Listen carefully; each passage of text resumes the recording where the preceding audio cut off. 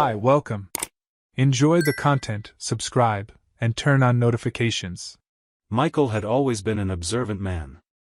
Not the type who talks a lot, but one of those who notice things through gestures, tone of voice, the way someone closes their eyes when they smile or how they twitch the corner of their mouth when lying. And that's what first alerted him. He didn't have concrete proof, no scandal, no overheard conversations.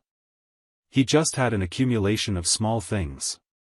Jennifer started responding after long moments of silence. He'd ask a simple question, and the answer would come, after a pause.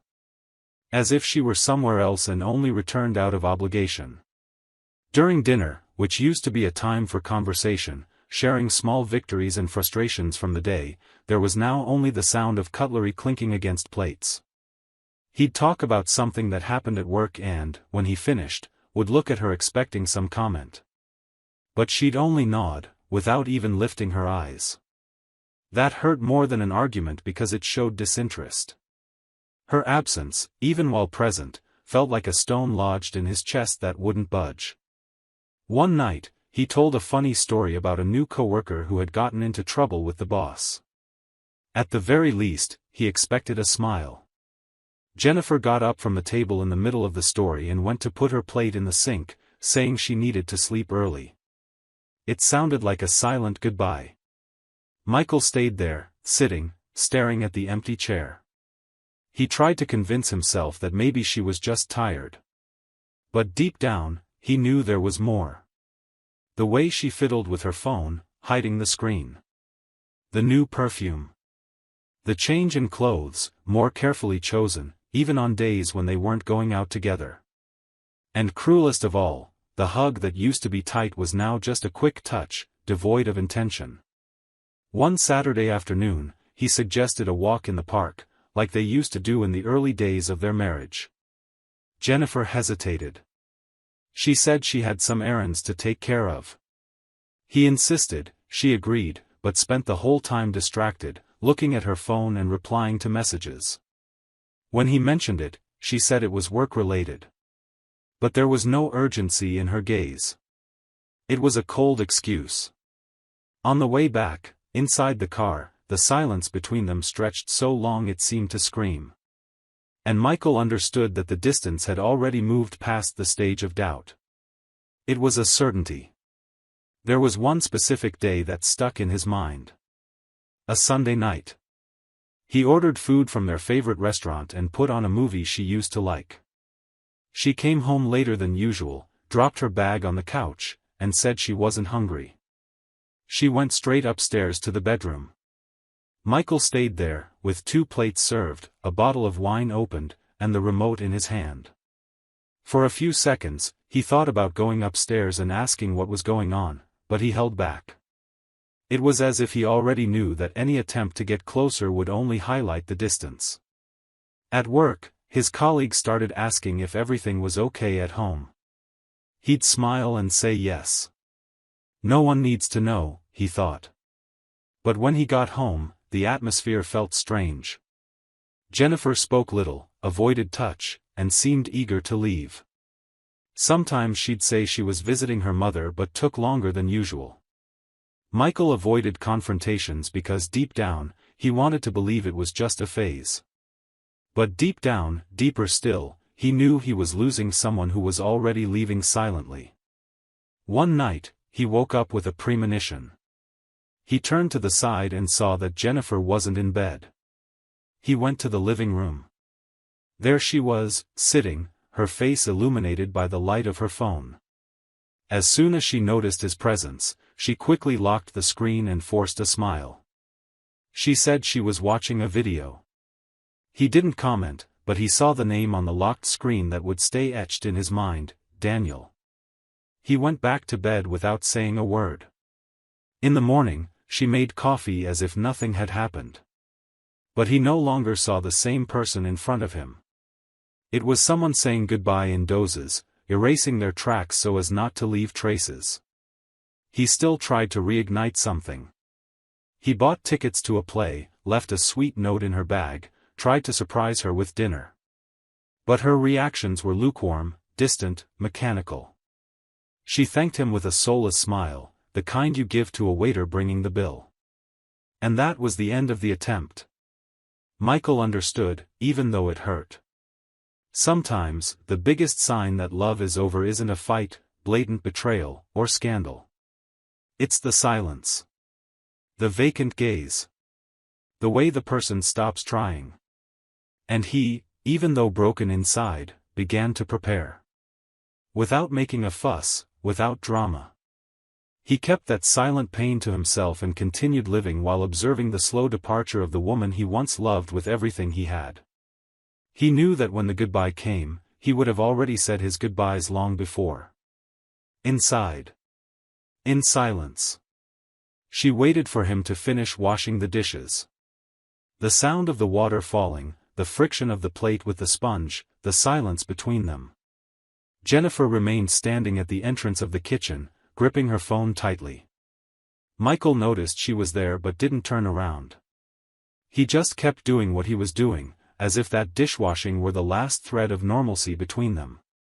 When he finished, he dried his hands, turned around, and faced her. She was still wearing the same beige coat she wore when going to work, and her eyes looked more tired than usual. What he didn't expect was the sentence that came next, delivered simply, as if handing over an envelope in silence and waiting for the other person to read it alone. "I'm involved with someone." The sentence came out smoothly, raw, without hesitation. Michael stood there, frozen, as if the air around him had turned to glass. She added, "It's Daniel, it happened by accident." He breathed slowly, looked away for a moment, then turned back to face her. He didn't ask for details. He didn't ask since when. He just looked at her and then at the floor, as if listening to his own soul shattering inside. His body stayed still, but his thoughts raced. She kept talking, trying to explain what was impossible to explain. That she felt confused. That she hadn't planned it. That it just happened.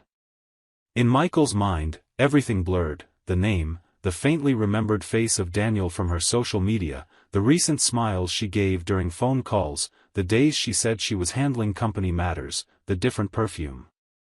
Now it all made sense, but in a brutal way. Jennifer went to the bedroom and started putting clothes into a small suitcase.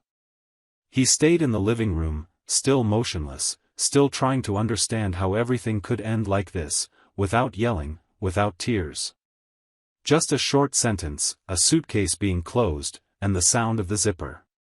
She came back with the suitcase handle in her hand. She only took the essentials. A pair of jeans, 2 shirts, a toiletry bag, a book she liked to reread occasionally, and her favorite coat, the one Michael had bought for their 3rd wedding anniversary. She put it on without saying anything else. Before leaving, she paused for a second near the door, as if waiting for a reaction, a plea, "Stay." But he said nothing. He just watched as she walked away, carrying the end of a story. The following days were a sequence of broken habits. Her side of the bed remained untouched. The cup she used for tea stayed in the same place, unused. The drawer where she kept her makeup seemed emptier than he remembered. The messages started arriving on the 2nd day. "I hope you're okay." Then came, "I thought about us today." And then, "Maybe I messed everything up." Michael read them but didn't respond.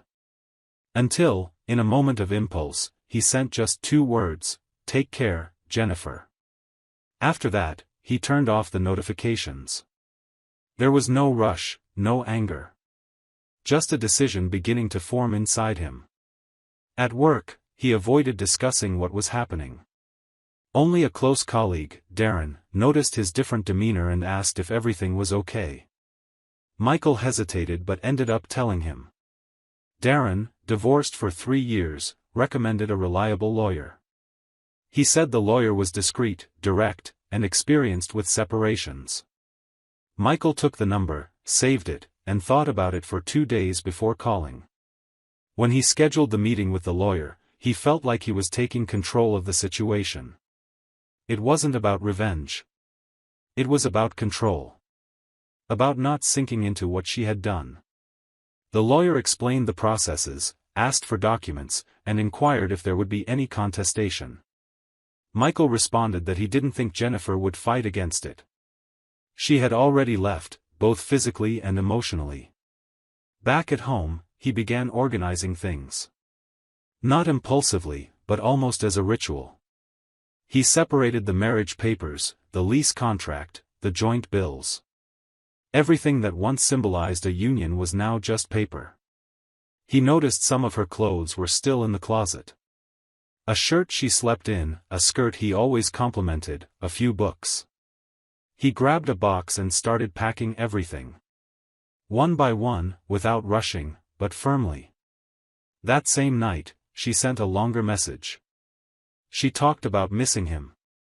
She said she remembered the trip to Colorado, the jokes in the car, the surprise dinner he prepared when she got a promotion. She said that with Daniel, everything was very different, and that maybe she had idealized her feelings too much. She said she never meant to hurt him. And ended with, "I miss you, Michael." He reread it several times. He thought about responding. But he chose to sleep instead. When he woke up, he went to the bathroom mirror and looked at himself. He looked different. Thinner, more serious. But also more whole. He called the lawyer again and scheduled the next meeting. He had already made a decision. The separation process wasn't just legal. It was emotional. And he had already started the divorce the moment she said she loved someone else. The rest was just formalities.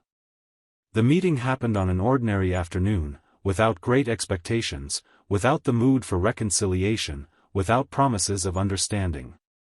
Jennifer had asked to talk in person. She sent a message saying she needed to see Michael, that she needed to sort things out. He took 2 days to respond. He simply said, "We can talk."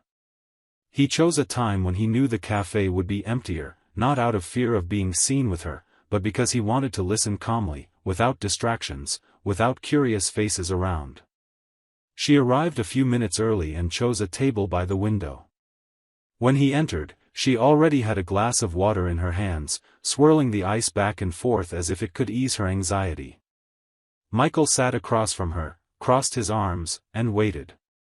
Jennifer started by thanking him for agreeing to meet. She avoided looking him in the eye during the first few sentences. She said she had reflected a lot in recent days, that things with Daniel were different from what she imagined, and that memories of the life they built together wouldn't leave her mind. Michael listened in silence, expressionless. He didn't want to interrupt. He wanted to understand what she was really seeking with this. She said she had made a mistake. That she let herself get carried away by a phase of confusion, that she was vulnerable, and that in Daniel, she found a kind of attention that, at the time, she thought she needed. But now, with everything in perspective, she could see how much she had lost. She made a move to hold his hand but stopped midway. She said she still loved him, that she regretted, and that maybe there was still a chance to start over. It was at that moment that Michael took a deep breath, leaned back in his chair, and spoke for the first time since he arrived. His voice came out calm but firm. He said this conversation should have happened before she walked out the door with her suitcase. That she had made choices, and he had accepted those choices as a final point. He told her that since the moment she left, he hadn't been waiting. That he didn't beg, didn't question, and didn't humiliate himself. He acted. He moved on. And her absence became space for his reconstruction. Jennifer tried to interrupt, saying she understood, that she had suffered too. Michael, with a steady gaze, responded that he understood the regret, but that it wasn't enough to piece together something that had been so easily thrown to the ground. He said, "When you left, I didn't fight to stop you. It wasn't for lack of love, it was for dignity. I knew that if I had to beg you to stay, the relationship was already lost." She fell silent, gripping her own hands tightly. He opened his backpack and pulled out a folder. He placed it on the table. Inside were the divorce papers. Already signed by him, with the information organized, the terms decided. She stared at the papers for a while, in shock. She asked if he was really willing to end it. Michael replied, "You thought my silence was weakness. But it was a decision." The sentence cut through the air like a blade. Her eyes widened, she leaned back in her chair, and said she needed more time, that maybe they could start over slowly. Michael said he had already given her enough time. That the silence between them, the empty gazes, the hollow messages she sent after leaving, all that was time. Enough time for him to realize he deserved more. He added that he couldn't build anything on a foundation she herself had demolished. And at that moment, he saw the realization hit her. The look that was once pleading turned into acceptance. She picked up the papers with trembling hands, said she needed to read them carefully, and he nodded briefly. She got up before him. She left the cafe without saying another word, holding the folder close to her chest. Michael stayed seated for a few minutes, looking out the window. There was no anger, no resentment, no sadness. Just the certainty that he had done the right thing. It was strange to see the end so clearly, but at the same time liberating. For the first time in a long while, he felt the story was truly over. And now, for the first time, the story that mattered most was his. The following months were marked by silence, but a different kind of silence. A light silence that no longer hurt. Michael felt as if he had stepped out of a tight space, a corridor where he had been walking in circles. Mornings regained meaning. He started waking up without that anguish trapped in his chest. He drank coffee calmly, without checking his phone for a message from her, without rehearsing conversations that would never happen. Everything became simpler because he stopped expecting something to return to how it was. He gradually understood that what was lost didn't deserve to be chased back. The house, once marked by painful memories, underwent subtle changes. Not a renovation to erase the past, but an adaptation to reflect the new chapter. Michael removed the wedding photos from the shelf, not out of anger, but with respect. He stored them in a box, along with other things that were part of that life. He redesigned the spaces. Moved the sofa, painted one of the walls, bought a new lamp. And in this process, he didn't try to hide from the pain. He moved through it. Because that's what he needed, to keep moving forward. He started going out more with coworkers. Accepted invitations to dinners, bowling nights, even events he used to decline. He let himself be carried by these new interactions, but without rushing to fill the space that was once hers. He was relearning to enjoy his own company, to laugh without guilt, to listen to music without remembering someone. He bought a new notebook and resumed writing down thoughts, fragments, loose sentences that reflected his rebuilding. On one of those nights of writing, he found himself reading old excerpts of letters never sent. One, in particular, stayed tucked in the desk drawer. It was for Jennifer, but it was never mailed. In the letter, he wrote about what he felt when she left, how he noticed every step she took toward distancing herself. He talked about the fear of not recognizing himself after the pain. But he also talked about liberation. About the moment he stopped blaming himself for everything, when he realized that love doesn't survive where there's contempt. He folded the letter carefully and stored it, like someone preserving an important chapter that has already been read. Her absence, which once weighed like chains, was now free space. Michael began to value the small things, a quiet afternoon with a book, an unexpected call from an old friend, the pleasure of cooking a new dish, the peace of a walk without a destination. And all of this was new, even if it seemed mundane. Because for the first time, he was living without fear of being left behind. Not out of pride. But because he had learned to choose himself. One random Saturday, while pushing his cart through the supermarket, he saw her. Jennifer was in the cleaning products aisle, alone. Her hair shorter, her eyes more alert, but still with that way he knew so well.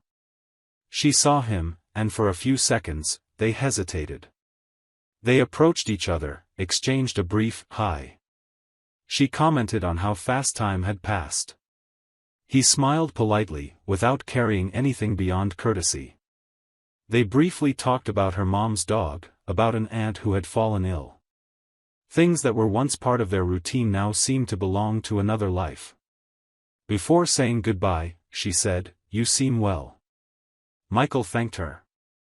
And with sincerity, he replied, "I am." She gave a faint smile, and they went their separate ways. He didn't look back. He didn't feel the urge to. Because in that moment, he realized what he had most wished for had happened: he had moved on. And it wasn't sudden. It was gradual. Like a room slowly brightening throughout the day, without fanfare. He left the market with a full bag, but a light heart. What Jennifer never knew was that on that same day, Michael decided to open the box where he had stored everything of hers. He took out the photos, the letter, the birthday cards, and put them all into an envelope. He thought about burning it, then about throwing it away. But in the end, he simply left the envelope on the shelf. As if to say, this existed, but it no longer defines me. It was the closing of a chapter. No applause, no cinematic scenes, no romantic reunions. It was about maturity. About learning to emerge whole from something that almost destroyed him. Michael understood that the greatest victory wasn't winning someone back but not losing himself trying to fix what was already beyond repair. He learned that being left didn't diminish him. That the end of a relationship didn't mean the end of his own story. On the contrary. It was just the beginning of the most important part of it. And that's how he moved forward. In peace. Without drama. Without needing to prove anything to anyone. Just living with dignity. Choosing every step. Recognizing his worth. Because sometimes, the greatest act of strength is moving forward, even when the heart still remembers. But no longer asks to go back. Thank you for watching the video. If you enjoyed it, don't forget to subscribe to the channel and turn on notifications so you won't miss any updates. See you next time.